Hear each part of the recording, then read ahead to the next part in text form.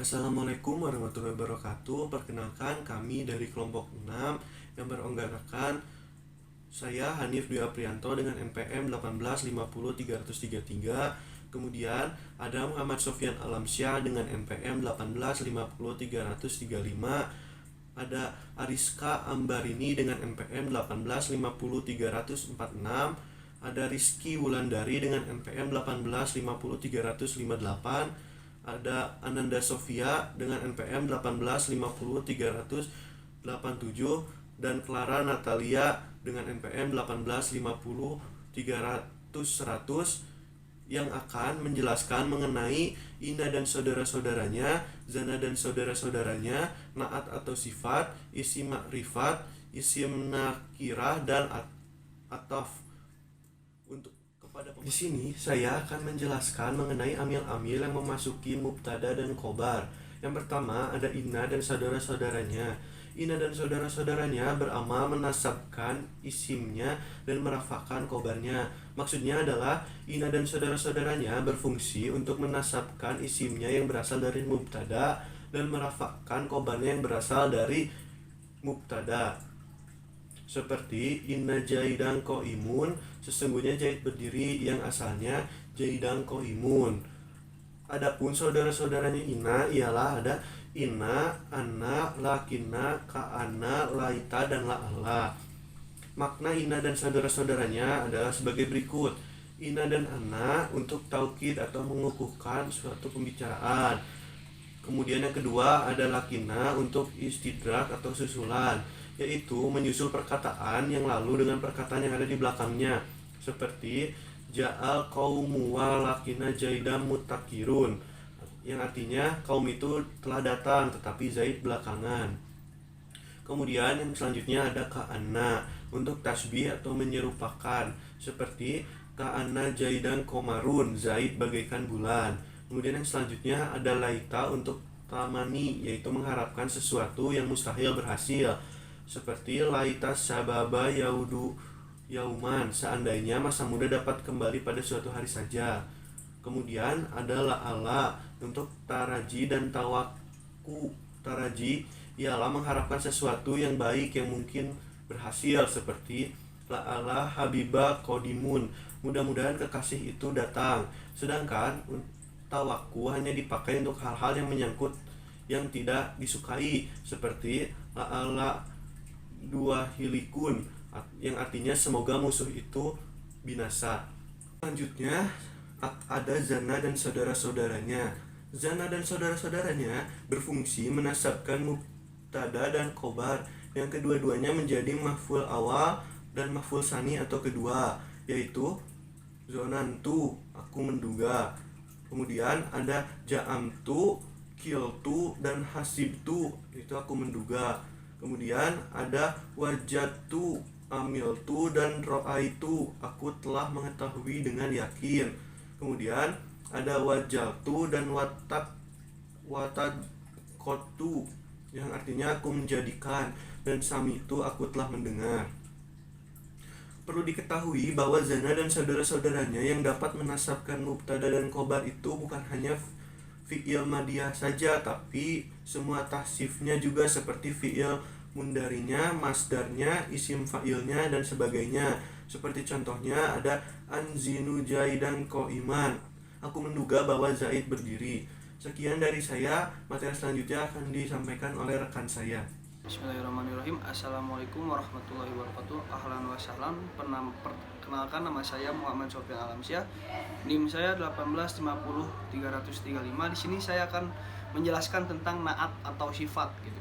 Naat atau sifat ialah lafaz yang mengikuti kepada makna lafaz yang diikutinya, baik dalam hal rafa, nasab, khafad, jar, ma'rifat maupun ma'rifahnya. Seperti mengabaikan kamarobbu, Zaid yang berakal telah berdiri. Aku telah melihat Zaid yang berakal. Aku telah bersua dengan Zaid yang berakal. Marortu birroidil akil, aku telah bersua dengan Zaid yang berakal. Naat atau istilah ahli nahwu ialah takbi, yang menyempurnakan makna lafaz yang diikutinya. Dengan menjelaskan salah satu di antaranya, sifat-sifat atau sifat yang berta'aluk itu yang berkaitan kepadanya. Contoh yang menjelaskan sifat mahbunya yang dengan menyebut Bismillahirrahmanirrahim, dengan menyebut nama Allah yang Maha Penyayang. Contoh ma'at menjelaskan sifat lafaz yang berta'aluk kepada matbunya gitu.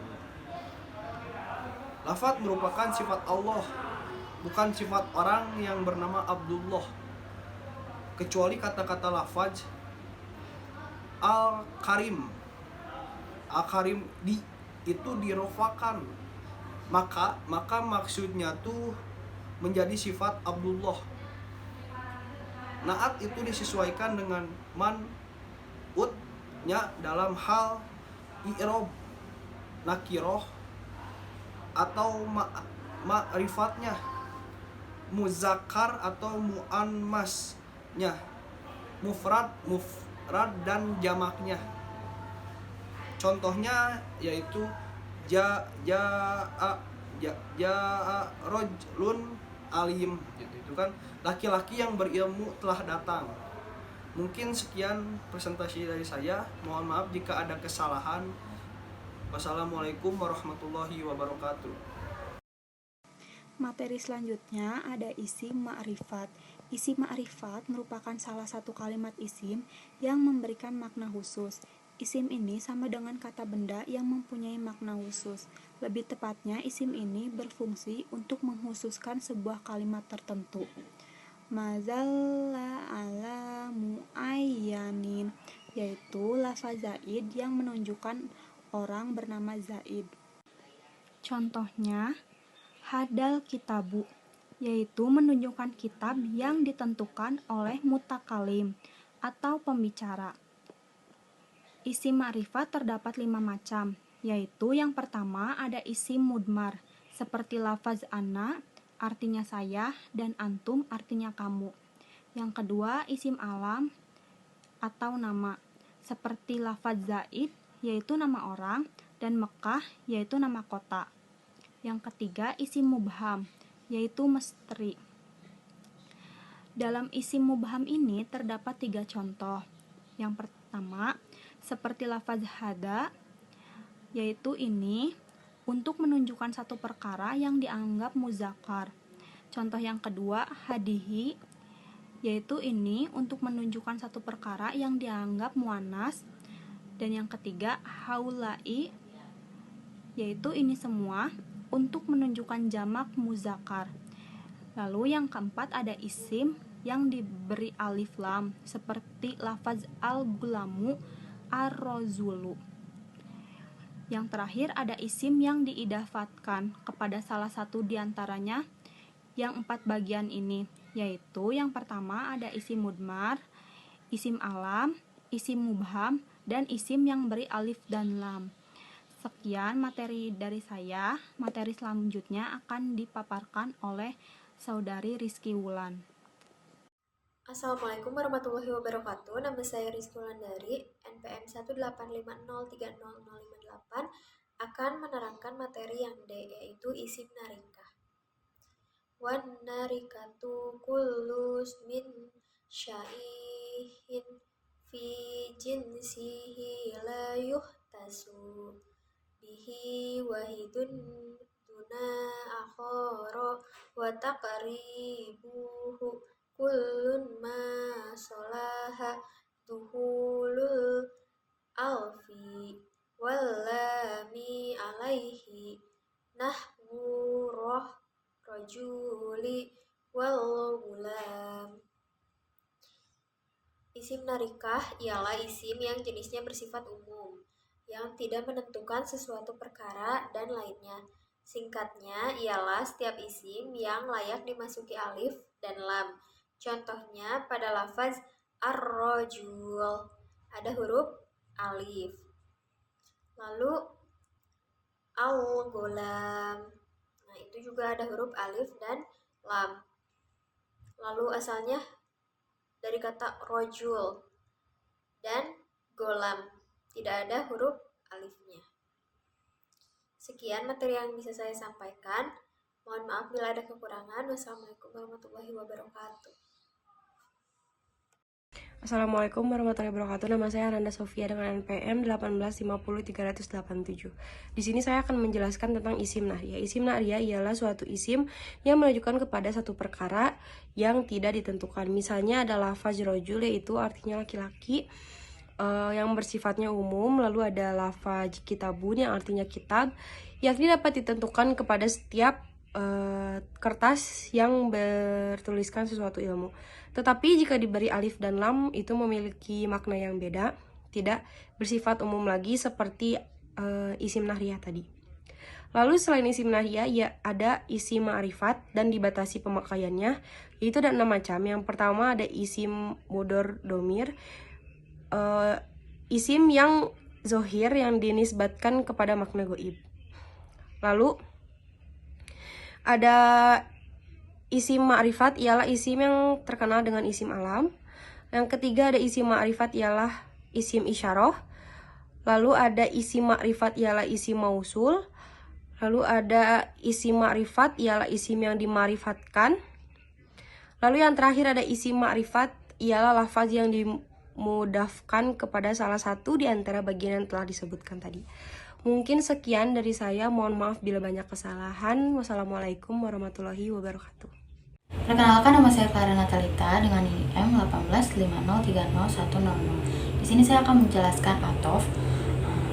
Atof merupakan bagian dalam kaidah tata bahasa Arab yang berada dalam bidang nahwu.